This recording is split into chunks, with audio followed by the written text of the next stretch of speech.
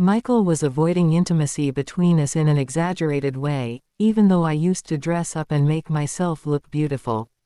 I'm Linda Carter, and I was born in 1971 in a small town in Ohio, USA.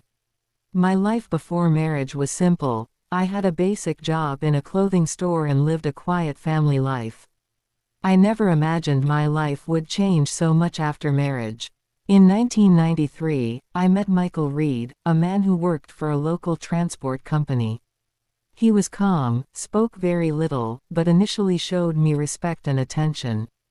After 4 months of a simple engagement, we got married, and I moved to live with him in his family home in a rural area called Harrison County. The house was large and old, built of wood and stone, located far from neighbors. Michael's mother, Evelyn Reed, and his younger sister, Sarah Reed, also lived there. From the first day, I felt the atmosphere was heavy, but I thought it was just because I was in a new place. During the first week, I noticed Evelyn constantly watching me. She questioned small details of my life: what I wore, what I ate, when I slept, and when I left my room. She would enter my room without knocking and silently inspect my belongings. After a month, strange things began happening.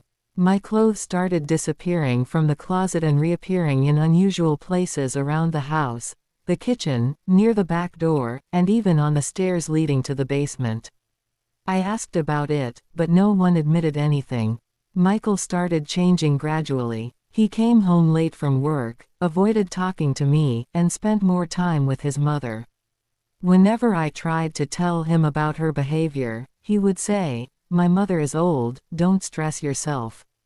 Over time, the relationship between us became distant.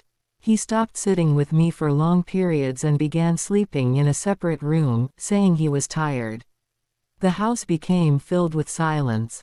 At night, I heard strange sounds from the basement: slow footsteps, unclear whispers, and doors opening and closing even though everyone was asleep. Sometimes I went down to check, but I found no one. One night, I went into the kitchen and saw Evelyn sitting at the table with strange objects in front of her: black candles, threads, and small cloth bags. She was whispering words I couldn't understand. When she saw me, she immediately stopped and told me to go back to my room. The next day, Michael became even colder.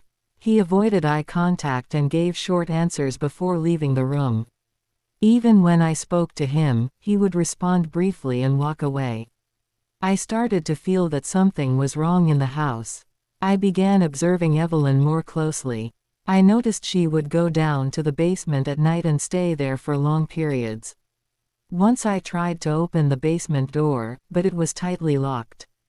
2 weeks later, something even stranger happened. Most of my clothes began disappearing one by one, and later I would find some of them thrown in different places outside, like the garden or partially inside the basement entrance. During the same period, my husband grew even more distant, as if he were becoming someone else. Eventually, I decided to confront her. One quiet night, I went down carefully toward the basement.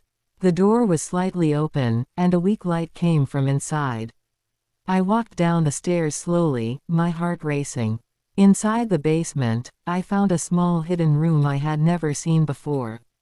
On the table were photos of me and Michael placed in a strange way, with threads tied around them.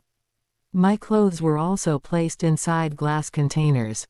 I froze in shock. Suddenly, I heard Evelyn's voice behind me. She said calmly, "I told you to stay away." I tried to speak, but she came closer and said I would never be suitable for her son. I couldn't fully understand everything she was saying, but I felt my life inside that house was being controlled in a disturbing way. In the following days, everything became worse. Michael refused even to look at me, sometimes staying outside the house and avoiding contact completely. The home became empty of communication between us and the rest of the family. I finally decided to leave. One night, I packed my belongings and left the house without telling anyone. I walked along the dirt road until I reached a nearby station, and from there I left the town completely. Years later, I heard that the house remained abandoned, and Michael never remarried, continuing to live alone until his mother passed away. As for me, I never returned to that place again.